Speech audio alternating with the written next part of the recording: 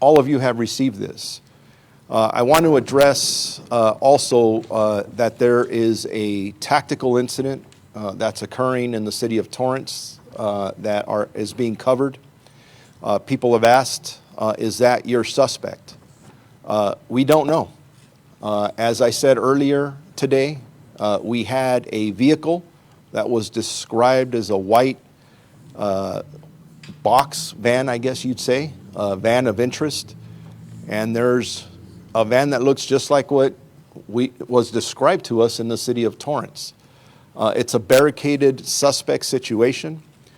We are working with one of our partner agencies, the Torrance Police Department, to resolve that. We believe there is a person inside of that vehicle. We don't know their condition, but we're going to handle that in the safest manner that we possibly can to try and identify that person. Could it be our suspect? Possibly. But at this point, if we're doing our jobs correctly, we're not only looking at that situation or scenario, but we're making sure that we're looking at any and every possibility. So I do encourage our community, if they have any leads, maybe they saw the picture of this individual, to come forward with any information that they believe may help us in this very critical and important investigation. That's going to be very important. I also want to talk about the victim survivor side of this. In response to our mass shooting this morning, a victim resource center has been set up at the Langley Senior Citizens Center located at 400 West Emerson Avenue.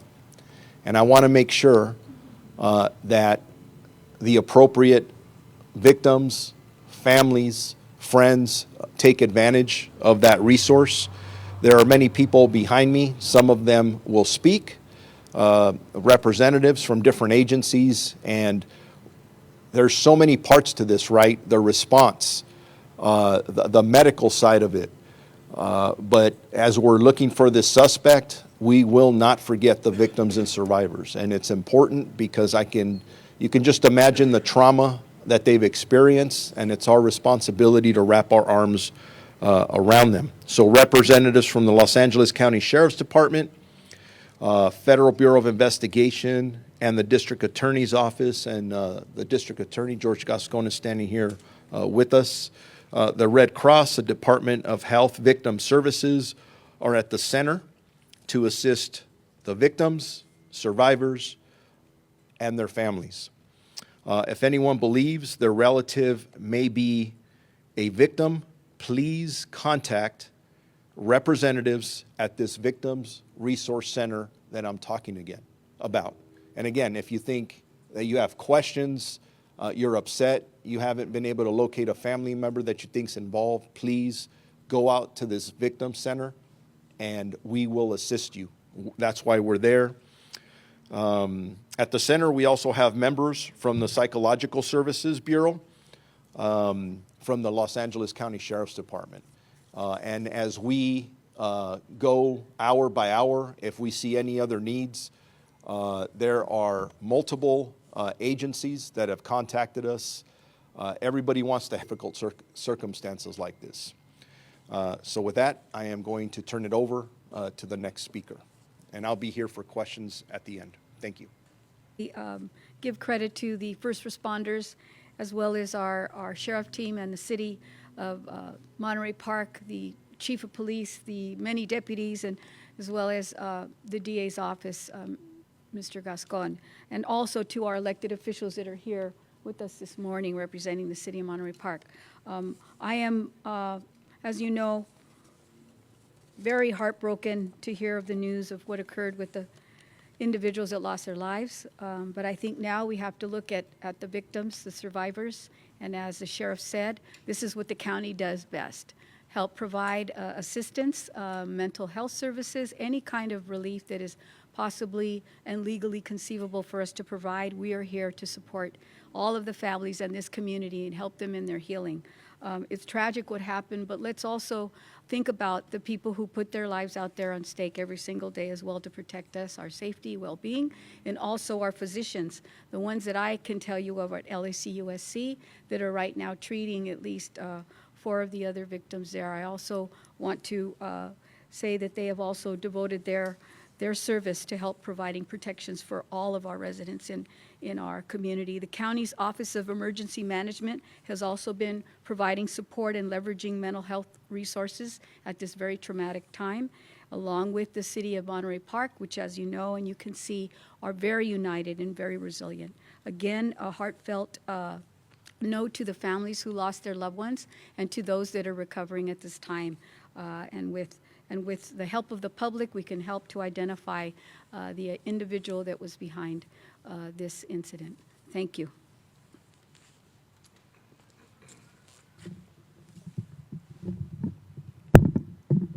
Good afternoon, everyone.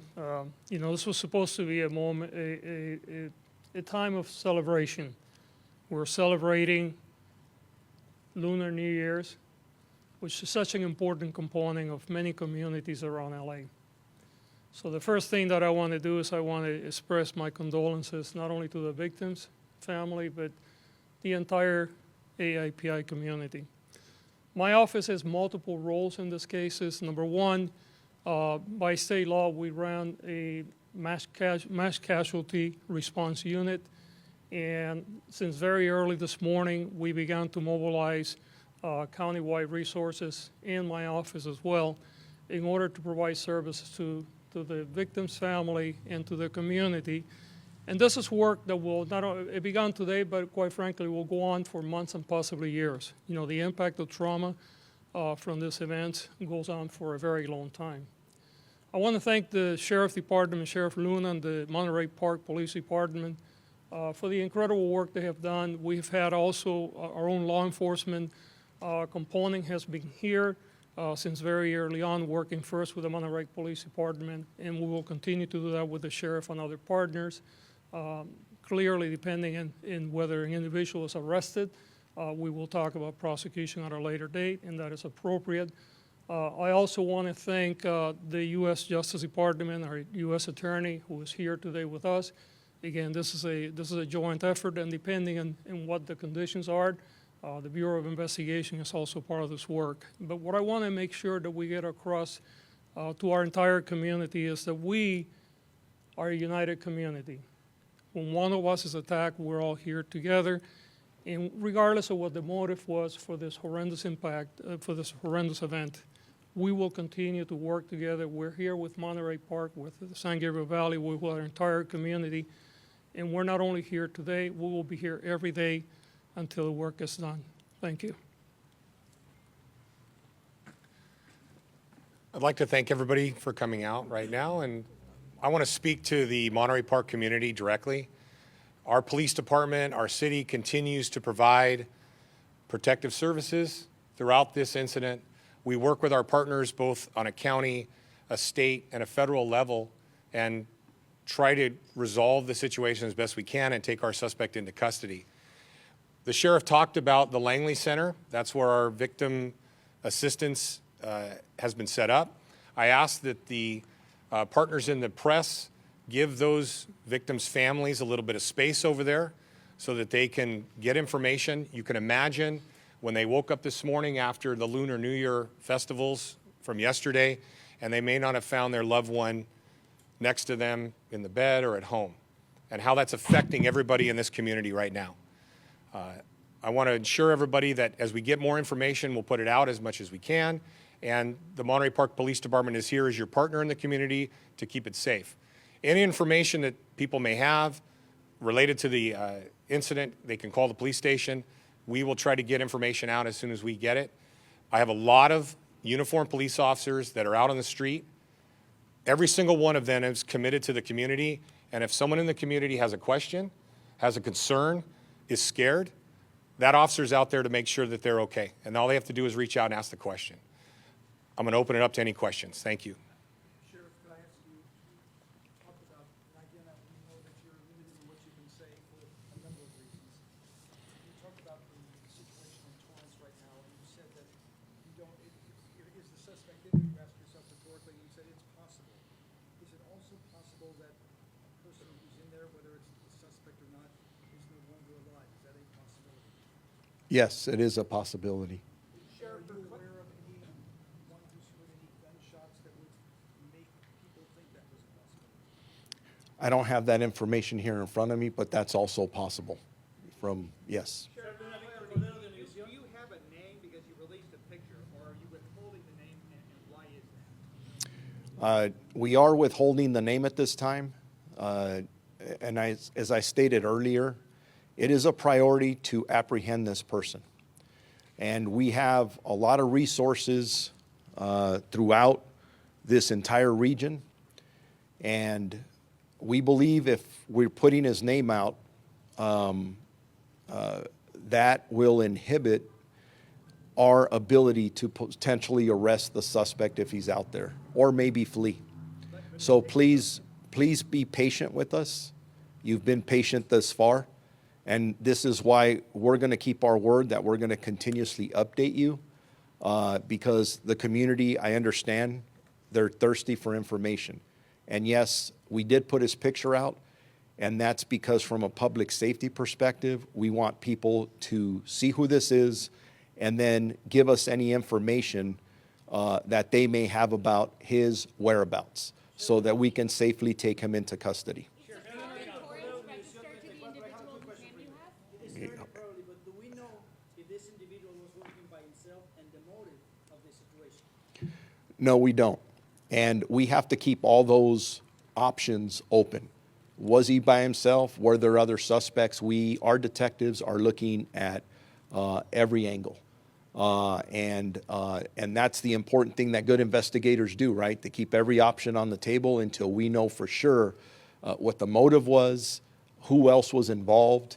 And other than getting this suspect into custody and providing the best case to either the district attorney or the U.S. Attorney's Office, our job is to collect every shred of this awful puzzle that has been laid out by this suspect. So, work in progress. Is one of those options? You believe that this is a domestic violence situation, and that's what behind this motive? We've been asked that, and we're looking at every angle, whether it's domestic violence. The question was asked earlier about a hate crime. You have to leave the door open for any possibility until we understand who this suspect is, what his motives are, where he came from, what his intention was. At the end of the day, as a sheriff's department investigative unit, we are responsible for providing all the facts and evidence to our partners in the prosecutor's office so we can prosecute this individual to the full extent of the law. Is the current Torrance registered to the individual whose name you have? I don't have that information right now in front of me. We should be able to follow up with you on that as this incident goes on. Sheriff, would you be able to confirm at this point that the suspect in the second location was in fact the same one who perpetrated this mass shooting here in Monterey Park? We believe it is. I'm not confirming it 100% because, again, we still have to put this whole thing together. But the picture or the image that we're showing you is from the second location, and we believe that they are both connected. But again, we leave every option on the table. We have to leave it open because we don't want to focus on one area while someone else is getting away. So you got to be open to all of it. How he was apprehended, for a while by the patrons at Lili Dance Hall. What kind of weapon was recovered from him? How did he get away? Earlier today, in regards to the weapon, I could tell you that it's not a high-powered assault rifle, but I don't want to get into the specifics on the weapon. In time, we will. Everyone will get exactly what that is, but I don't want to say anything that will impact or create more challenges for us in trying to apprehend this person. I think. Two more questions. The name of the two places. We don't know that yet. And for us, just like I'm saying that there may be one suspect, we think there's one, there may be more, we also have to assume there may be more than one weapon, right? We may have recovered one. When we find him, that doesn't mean he's not armed and dangerous. Sheriff, finally, can you explain to us then, since the last briefing, what is new other than the photo? Well, I mean, the update, you got everyone here. I'm just trying to ascertain if there's anything new other than the photo. we have the photo that's new. There's the incident that's occurring in Torrance where obviously there's a lot of questions and concerns about that. That's the update that we have. Nothing from that. You're not able to tell us anything from that. So I'm just asking if there's anything definitive that you can tell us.